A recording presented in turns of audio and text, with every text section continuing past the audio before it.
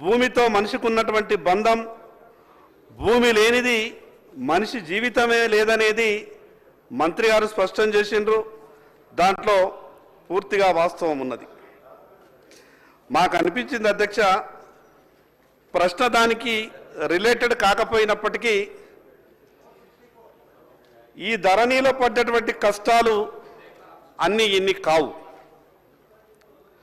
సరే, కొత్తగా ప్రభుత్వం భూభారతి అని పేరు మారుస్తుంది. పేరు మారిస్తే కూడా కానీ పేరు మార్పుతోనే సరిపోదు, చాలా ప్రయత్నాలు చేసినట్టు అనిపిస్తుంది. కానీ ఇంకా చేయాల్సింది చాలా ఉన్నది.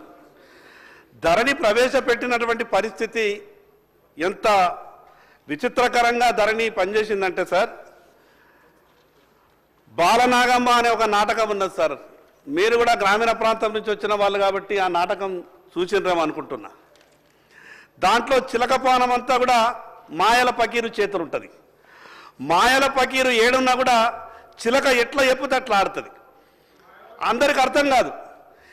ఈ చిలకేంది, మాయల పకీరేమో కనిపిస్తలేడు, కానీ చిలక మాత్రం మాయల పకీరు చెప్పినట్టే ఆడుతున్నదని అక్కడ చూసే వాళ్ళకి అందరికీ అనిపిస్తుండే.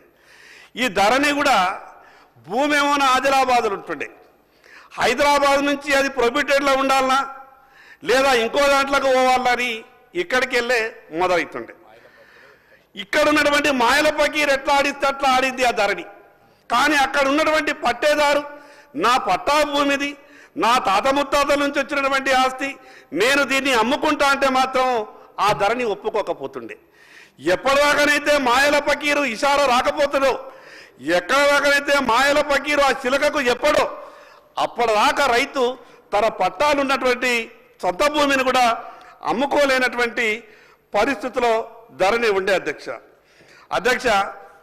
సామాన్య రైతు గ్రామం నుండి మండల కేంద్రానికి రావాలంటేనే ఇబ్బంది. వ్యవసాయం విడిచిపెట్టి పోనీ మండల కేంద్రంకు అష్ట కష్టాల పాల్పడి మండల కేంద్రానికి వస్తాడు. ఆ తహసీల్దార్ అంటుండే నా దగ్గర ఏమీ లేదు, ధరణి వచ్చిన తర్వాత అంతా పైననే ఉన్నదని.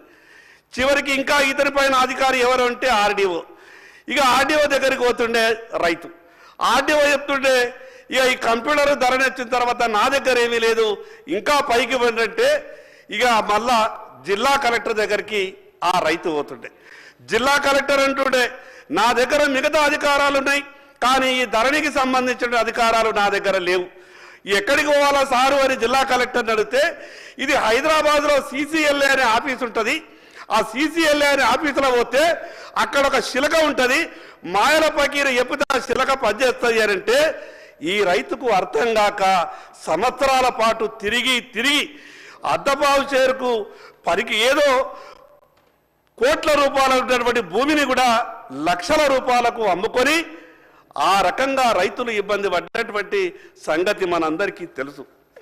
అధ్యక్ష, తమరి ద్వారా నేను ప్రభుత్వానికి విజ్ఞప్తి చేస్తా ఉన్నాను. ప్రభుత్వాలు చట్టాలు ఏవి చేసినా కూడా ప్రజలకు ఉపయోగపడే విధంగా ఉండాలి. అనేక సందర్భాల్లో మాట్లాడతారు, అధికారాలు మన చేతిలోనే పెట్టుకోవద్దు, అందరికీ అధికారాలు పంచినప్పుడే పరిపాలన సౌలభ్యంగా ఉంటుందని చెప్తారు. ఎన్ని ఘోరాలు జరిగినాయంటే అధ్యక్ష, ఒక పట్టాదారు దగ్గరికి వెళ్ళి నీ చేనుని నీ పొలంని నాకు ఇంత ధరకు నువ్వు అమ్మాలనంటే ఆ రైతు అన్నాడు నేనెందుకు అమ్మాలా, నా తాత తండ్రుల నుంచి వచ్చినటువంటి ఆస్తి నేను అమ్మనంటే నువ్వు ఎట్లా అమ్ముకుంటావో నేను చూస్తా, మా మాయల పకీరు శిలక హైదరాబాద్లో ఉంటారు, దాన్ని నేను ధరణి పోర్టల్లో ప్రొహిబిటెడ్లో పెట్టిపిస్తాను వార్నింగ్ ఇచ్చిపోతే వార్నింగ్ ఇచ్చినటువంటి 2 గంటల తర్వాత ఆ రైతు రిజిస్ట్రేషన్ ఆఫీస్కి వెళ్ళి చూస్తే నీది ప్రొహిబిటెడ్లో ఉన్నది, నీది నిషేధిత జాబితాలో ఉన్నది, నువ్వు అమ్ముకోలేవు అని ఆ రైతుకు చెప్తే పెళ్లి పెట్టుకున్నటువంటి ఆ రైతు ఏడ్చుకుంటూ రిజిస్ట్రేషన్ ఆఫీస్ నుంచి బయటకు వచ్చి ఏ వ్యక్తి అయితే బ్లాక్ మెయిల్ చేసిండో, ఏ వ్యక్తి అయితే అద్దపావు ధరకు నువ్వు అమ్మాలని అన్నాడో ఆ అతని దగ్గరికి వెళ్ళి రైతు బతిమిలాడి ఆ భూమిని అమ్ముకున్నటువంటి సందర్భాలు జరిగినాయి అధ్యక్ష. ధరణి పోర్టల్లో 50-60 సంవత్సరాల నుండి వ్యవసాయం చేసుకుంటున్నటువంటి రైతులు గతంలో సాదా బయాన మీద కొన్నటువంటి ఆ భూములని ఈ ధరణి వచ్చిన తర్వాత కొందరు దేశముఖులు కావచ్చు, కర్నళ్ళు కావచ్చు, మిగతా కొందరు దొరలు కావచ్చు, నక్సలైట్ల భయంకు మారుమూల గ్రామాల నుండి బతుకు తెరువు కొరకు హైదరాబాద్ వచ్చినటువంటి దొరలకు తిరిగి వందల వేల ఎకరాలు వాళ్ళ చేతిలో పట్టాలు వచ్చిన తర్వాత 50-60 సంవత్సరాలుగా సాదా బయానా మీద 500-1000 రూపాయలకు ఎకరం కొనుక్కున్నటువంటి ఆ రైతులు వీళ్లకు పట్టాలు వచ్చిన తర్వాత వాళ్ళు అనాథలుగా మారిండ్రు. కూలీలుగా బతకడానికి హైదరాబాద్ వచ్చిన వాళ్ళు పట్టాదారులుగా మారిండ్రు. పట్టాదారులు కావాల్సినటువంటి రైతులు అదే గ్రామంలో కూలీలుగా మారిండ్రు. మీ ద్వారా రెవెన్యూ శాఖ మంత్రి గారికి నేను విజ్ఞప్తి చేస్తా ఉన్నాను. గతంలో ఆ రకంగా ఉన్నటువంటి తప్పులను మీరు ఇప్పుడు కొత్తగా ఈ భూభారతిలో చాలా స్పష్టంగా అన్ని విషయాలు జిల్లా లెవెల్లో కూడా చర్చ జరిగింది. ఆ చర్చలు కూడా నేను పాల్గొన్నా.